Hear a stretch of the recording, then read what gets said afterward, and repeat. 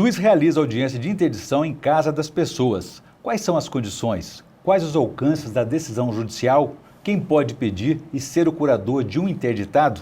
Esses são os principais temas de hoje do Pensamento Jurídico, uma produção da Associação dos Magistrados Mineiros, a AMAGES. Para falar sobre o assunto, nós vamos conversar com o juiz auxiliar da comarca de Vespasiano, na região metropolitana de Belo Horizonte, Gustavo Câmara Corte Real. Ele é magistrado há 11 anos e já passou por 3 comarcas como titular: Iturama, Nova Serrana, Vespasiano, onde está há 5 anos. É também professor de Sociologia Jurídica pela Faculdade da Ecologia e da Saúde Humana de Vespasiano. Doutor Gustavo, obrigado pela presença, é um prazer recebê-lo aqui no Pensamento Jurídico mais uma vez, né? Teremos ainda o quadro Pensamento Literário, que o senhor fará indicações de leitura para os nossos telespectadores. Não teremos hoje, então, o quadro Pensamento Universitário, em que estudantes de Direito me ajudariam a entrevistá-lo. Bom, nosso primeiro tema hoje, então, é sobre essa experiência, né, de levar a justiça até a casa das pessoas, muitas vezes incapacitadas de irem até um fórum. Como é que é essa experiência? Orion, a audiência de interdição, que nós chamamos hoje pelo Código de Processo Civil vigente desde 2015, é uma audiência obrigatória. Trata-se, o termo legal seria entrevista de interdição. Antes se chamava de interrogatório, se passou a chamar de entrevista. Ela é um ato necessário, imprescindível, para que você venha eventualmente a decretar uma interdição, entregando os cuidados daquela pessoa a um curador ou a qualquer outra pessoa que então, eventualmente... é importante, para que haja segurança jurídica, se ouvir o objeto, o alvo dessa interdição, né? Exato. A lei mudou em 2015, o Código de Processo Civil, e manteve, no artigo 751, a necessidade e imprescindibilidade dessa entrevista. E no meu entendimento, o entendimento dos tribunais, essa entrevista ela deve ocorrer de forma pessoal. O magistrado ele deve imprescindivelmente entrevistar a pessoa, ele deve ver aquele interditando, ele deve conversar ou tentar conversar. Salvo a impossibilidade absoluta de fazê-lo, é que ele iria eventualmente poder dispensar essa audiência. Mas na maioria dos casos, existindo essa possibilidade, ele deve fazer. E caso o interditando não consiga se dirigir até o fórum, caberá ao magistrado, está um dos parágrafos do artigo 751, caberá ao magistrado se dirigir até a residência do interditando e lá, então, realizar o ato processual. E de onde que veio essa ideia de fazer a audiência na casa da pessoa que está impossibilitada de se deslocar? O senhor teve alguma influência, alguma outra experiência que o ajudou nesse sentido? Com certeza, Orion. A influência, na verdade, foram dos próprios juízes mineiros. É uma prática até comum em Minas Gerais. Vários colegas fazem esse tipo de interdição. Vários colegas se deslocam até as residências. Numa das minhas primeiras comarcas, ainda como substituto, na comarca de Ervalha, por exemplo, um município vizinho, que era Araponga, um município belíssimo. Zona da Mata, por exemplo. Zona da Mata, produtor de café. Eu tive que me deslocar por 6 horas até conseguir chegar, achar a residência de uma senhora que precisava ser interditada. Só que quando você analisa a condição do interditando, você vê a dificuldade que ele tem de sair da sua residência. Muitas vezes uma operação uma operação de guerra, você tirar o interditando acamado de 85 anos, por exemplo, já com nível de comprometimento altíssimo, de demência, por exemplo, um Alzheimer já avançado, retirá-lo de casa para levar até o fórum é algo extremamente custoso, não só financeiramente, mas emocionalmente. Então, me espelhando nesses colegas que faziam esse tipo de audiência, desde aquela época, toda vez que há necessidade, eu me desloco, juntamente com uma equipe ou até sozinho, até a residência do interditando, para poder então conversar com ele, verificar a situação.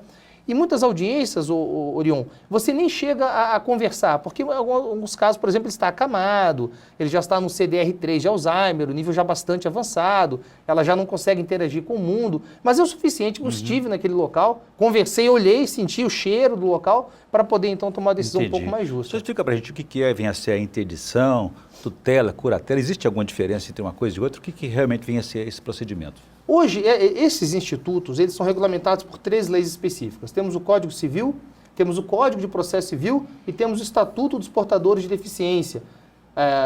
O EPD, no caso, o Estatuto, ele foi promulgado em 2016, um ano depois do Código.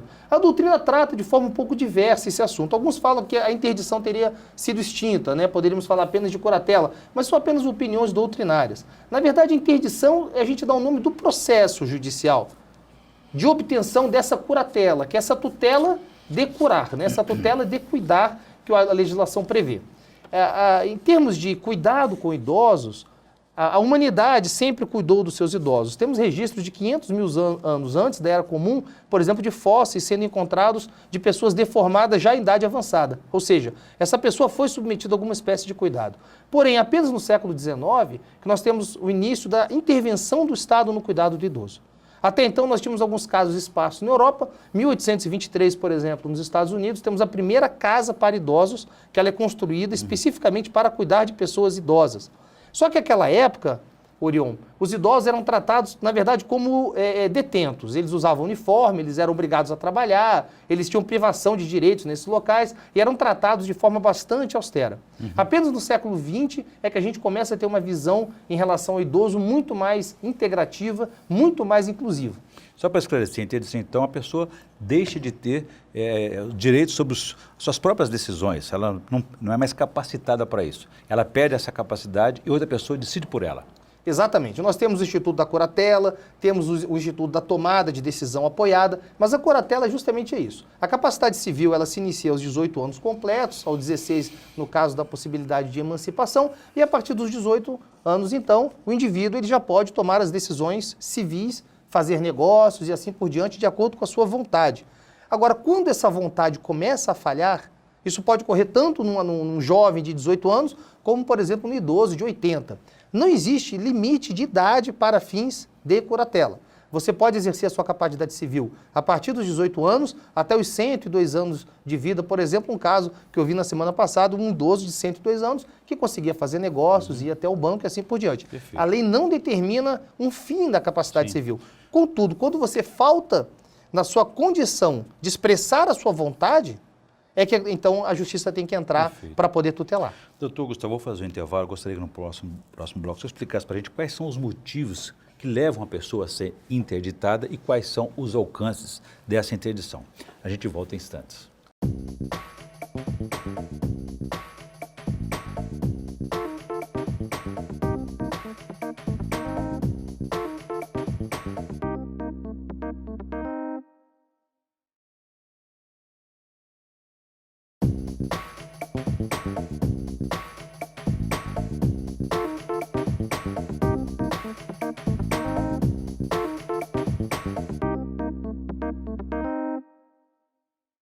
Estamos de volta com o Pensamento Jurídico, uma produção da Amages. Participe de nosso programa pelo e-mail pensamento@amages.com.br. Hoje estamos discutindo sobre audiência de interdição. Nosso entrevistado é o juiz auxiliar da comarca de Vespasiano, na região metropolitana de Belo Horizonte, Gustavo Câmara Corte Real. Doutor Gustavo, deixei para o senhor uma questão no bloco anterior a respeito, então, das razões. O que leva uma pessoa a ser interditada? São motivos de doença, geralmente, idade? Como é que o senhor explica para a gente isso? Na verdade, Orion, não temos um rol taxativo. Toda vez que a pessoa falta a capacidade de expressar sua vontade, ou então, quando ela expressa sua vontade, ela se coloca em risco, como o caso dos pródigos, é que a gente tem a hipótese, em tese, de uma possível interdição e de a concessão de curatela. Na maioria dos casos, na prática jurídica mesmo, Orion, são casos de doença. Temos hoje um grande mal na nossa humanidade, que é o mal de Alzheimer, por exemplo. A cada 3 segundos, no mundo, uma pessoa é diagnosticada com Alzheimer.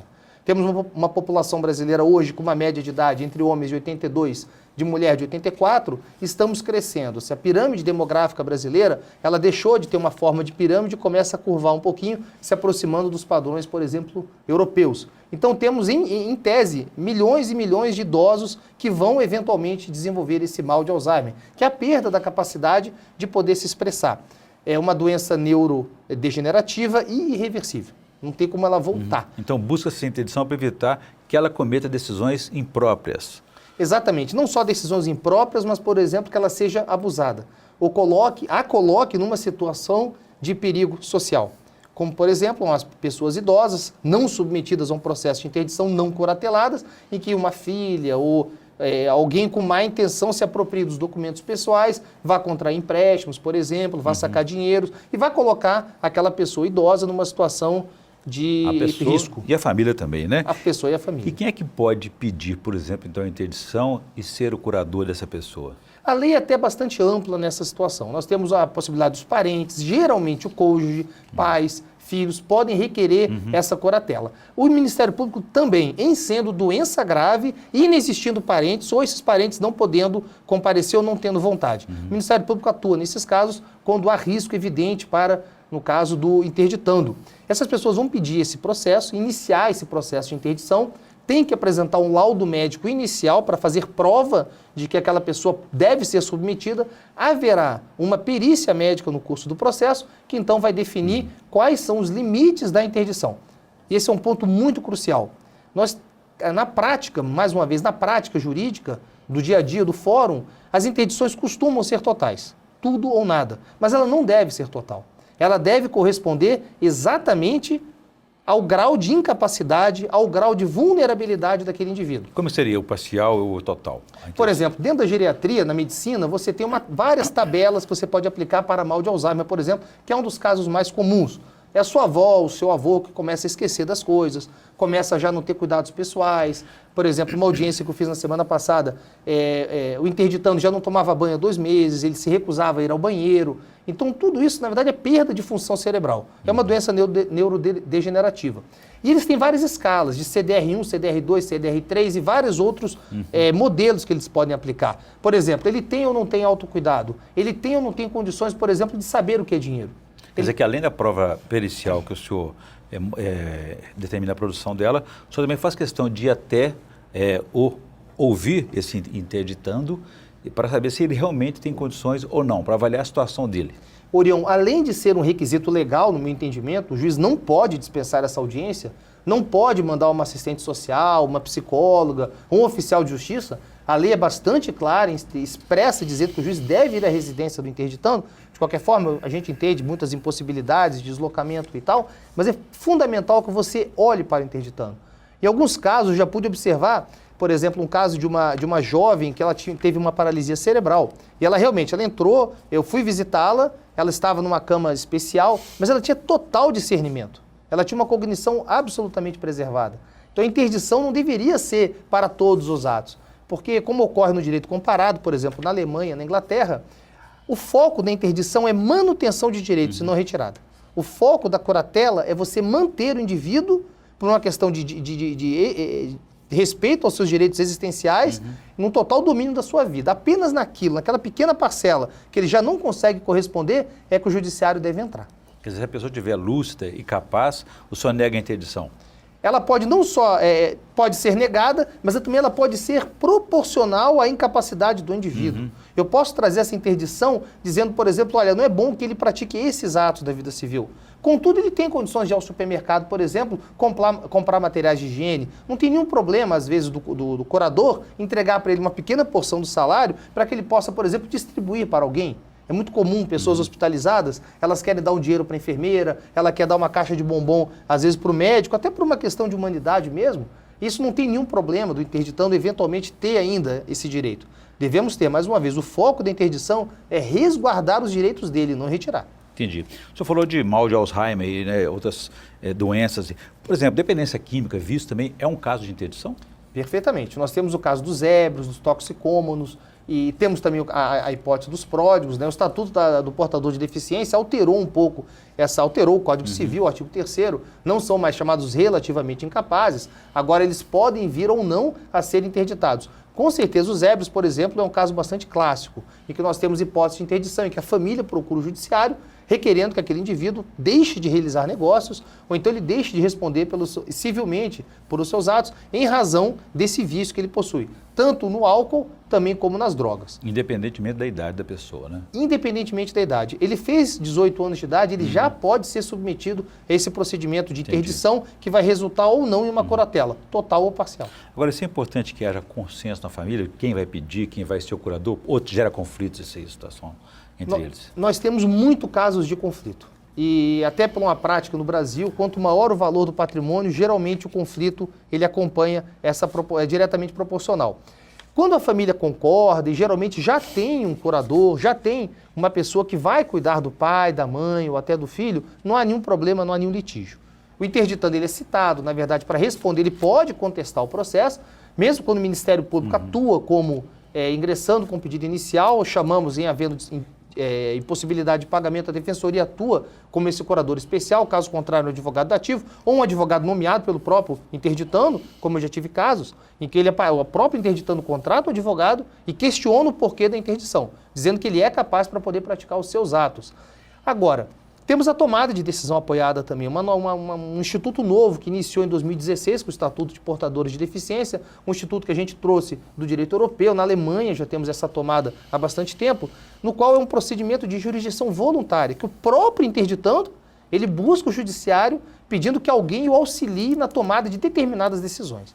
Por uma incapacidade, pode ser transitória ou como pode ser permanente. Essa decisão dele até de procurar o judiciário já é de muita capacidade, né, de compreender a própria situação, né? Exatamente. Ainda é pouco comum, talvez seja pouco conhecido dos operadores do direito, mas ela é um instituto belíssimo, em que permite que a pessoa mantenha a sua dignidade, ela mantenha a sua capacidade civil plena, contudo, ela eventualmente será apoiada em determinados atos justamente por uma incapacidade, que pode ser transitória, pode ser permanente. Perfeito. E lembrando que todas essas decisões judiciais, elas não fazem trânsito em julgado. Elas podem a qualquer momento ser alteradas. Serem revistas. Até porque o Alzheimer, por exemplo, é uma doença degenerativa progressiva. Então ele pode aumentar o nível de dependência dele e a tutela pode vir a ter que corresponder a essa condição. Perfeito. Doutor Gustavo, vou fazer um novo intervalo. Eu gostaria que no próximo bloco o senhor contasse para a gente como é feita essa fiscalização dessa pessoa que assumiu a curadoria de alguém, a curatela de alguém. E também se existem avaliações periódicas para a revisão dessa sentença judicial. A gente volta em instantes.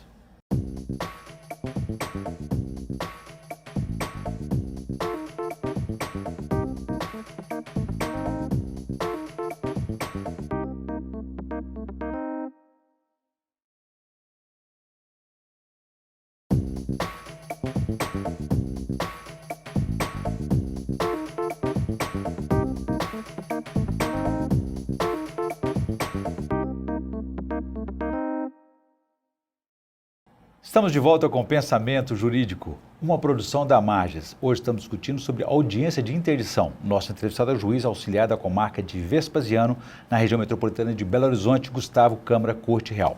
Doutor Gustavo, deixei para uma questão no bloco anterior a respeito então da fiscalização. Quem é que acompanha os atos do curador, né, se ele realmente está sendo correto perante o interditado?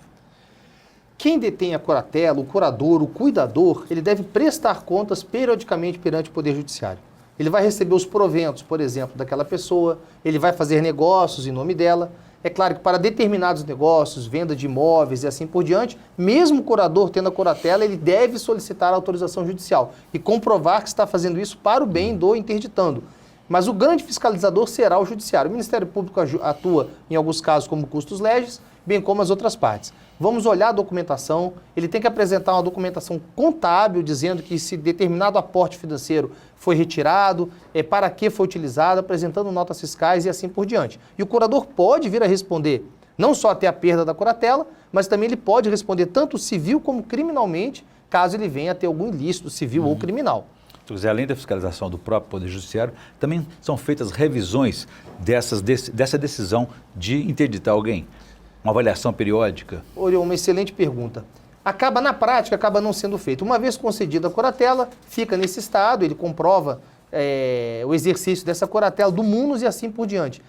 Mas em muitos casos o juiz pode e deve, na sentença de interdição, dependendo do caso e dependendo da perícia médica, submeter o interditando a avaliações periódicas. Por exemplo, temos uma hipótese de uma causa transitória de incapacidade. Vamos supor, ele teve um AVC, ele teve um acidente vascular, ele está impossibilitado naquele período de poder responder pelos próprios atos. Cabe ao magistrado analisar o laudo pericial, até solicitar ao perito que se manifeste sobre isso, para que, por exemplo, determinando uma data, todo ano, a cada 6 meses, nós temos que revisar esse decreto. Ele pode tanto restringir, depois de 6 meses, como ampliar os direitos do curador, para que ele possa, então, resguardar melhor assim o interditando. Até porque, como eu já falei, não há trânsito julgado nesse tipo de processo. Pode haver, então, um pedido de impugnação por parte, por exemplo, do interditado ou de algum outro membro da família? Pode ocorrer por parte do interditando, ele pode vir a questionar, como eu falei no bloco anterior.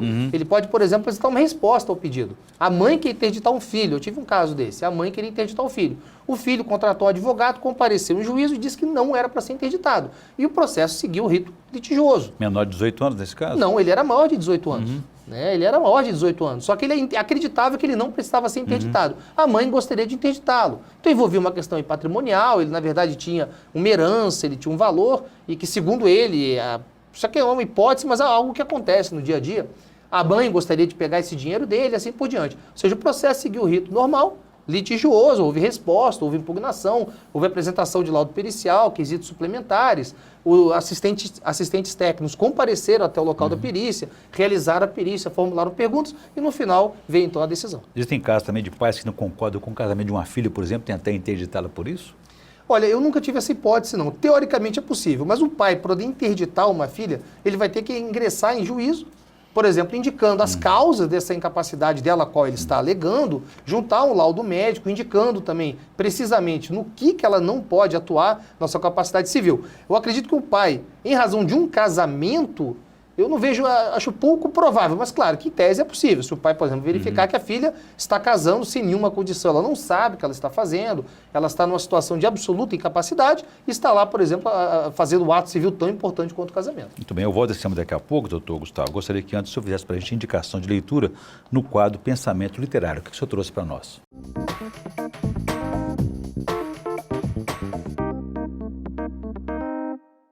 Tem um livro que está no Prelo, eu sou coautor, um dos capítulos, escrevi 2 capítulos no livro, chama-se Gênero, Vulnerabilidade e Direitos Existenciais. Está no Prelo, pela editora Fórum, ele deve ser publicado agora, no mês de outubro ou no mês de novembro. É um livro com vários capítulos muito interessante envolvendo essa questão da vulnerabilidade. A questão do interditando nada mais é do que um estado de vulnerabilidade. Um dos capítulos eu assinei em coautoria com a doutora Mariana Santos Lira Corte Real e a doutora Maria Bicalho, são 2 geriatras da Universidade Federal de Minas Gerais. Elas trazem, dentro desse capítulo, questões do relatório médico no processo de curatela. Então, eu acho que é um livro muito interessante, que eu até vou trazer para a associação, talvez para divulgar esse trabalho, mas para poder subsidiar os juízes, na hora de dar uma interdição, solicitar ao perito esclarecimentos um pouco a mais daquele relatório. Porque a perícia normalmente é uma folha.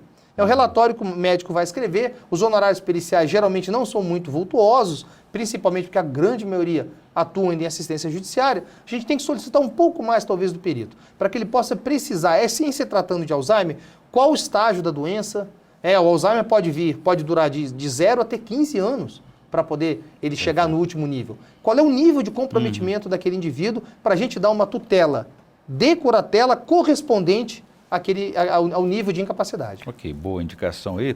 Doutor Gustavo, voltando à questão aqui então da interdição, o senhor falou que ela existe aí algumas categorias, seria parcial ou integral.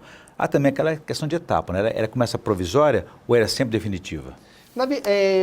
Em havendo a presença dos requisitos legais, a parte pode solicitar uma tutela de urgência, requerendo então que uma curatela provisória seja fornecida logo no início do processo. Dependendo do caso, por exemplo, uma pessoa que acabou de ficar acamada, ela está internada, sem nenhuma possibilidade de comunicação e apenas ela tinha acesso ao seu patrimônio. É um casal no qual, por exemplo, a conta não era conjunta e a esposa ou o marido, ele precisa daqueles valores até para poder pagar os custos da internação e o cuidado médico. Nesses casos, bem como em outros casos, que é muito claro, muito evidente, nós temos essa probabilidade de direito muito evidente, poderíamos, então, em tese, dar essa tutela antecipada para que a parte já possa exercer o munus da curatela a partir do início do processo. Entendi. Quando o senhor vai à casa de alguém, de um jurisdicionado para avaliar, fazer essa audiência, o Ministério Público acompanha, a decisão precisa ter publicidade ou não? A decisão é pública, na verdade é uma audiência como qualquer outra, só que o local da audiência sai do fórum e passa para a casa da pessoa. Todos são intimados, o Ministério Público querendo, ele pode comparecer, eu nunca tive esse caso, mas ele não teria nenhum problema do Ministério Público ir. Em alguns casos, os advogados comparecem durante a realização da audiência e a gente lavra a ata na hora, muitas vezes, dependendo do caso, você já pode até levar uma ata pronta, você já sabendo do nível de incapacidade. Um caso da semana passada, eu levei uma ata pronta, só que no momento o interditando conseguiu responder algumas perguntas. Eu tive que anular aquela ata e fiz uma ata à mão. Não há nenhum problema para o Código de Processo Civil de você eventualmente redigir uma ata. Fizemos a ata, todos assinaram e a gente ali praticou o ato. E é bom lembrar, né, no meu entendimento, Orion, que até na própria entrevista que eu dei eu pude falar, eu estava no meu horário de trabalho, quer dizer, recebendo meus proventos, meu subsídio, inclusive um dos maiores salários que nós temos na República do Brasil hoje é o salário do judiciário, no qual a gente tem que fazer honra e ter muito orgulho de vestir a camisa da magistratura, e não há nada demais você eventualmente comparecer à residência de um interditando, afinal de contas, o seu salário vem justamente desse recolhimento de impostos que vem eles pagando para a gente. E a gente está nada mais fazendo do que devolver um pouco da confiança que nos é depositada. Muito bem. Eu conversei aqui com o juiz auxiliar da comarca de Vespasiano, na região metropolitana de Belo Horizonte, Gustavo Câmara Corte Real, que contou para a gente sobre a experiência de fazer audiências na casa das pessoas, no caso aí de audiências de interdição. Doutor Gustavo, obrigado pela presença aqui, foi um prazer receber o Pensamento Jurídico. Orion, muito obrigado, fico muito prazer. honrado pelo convite. Nós também agradecemos, ficamos por aqui. Se você quiser participar, escreva para pensamento@amages.com.br. Obrigado e até a próxima.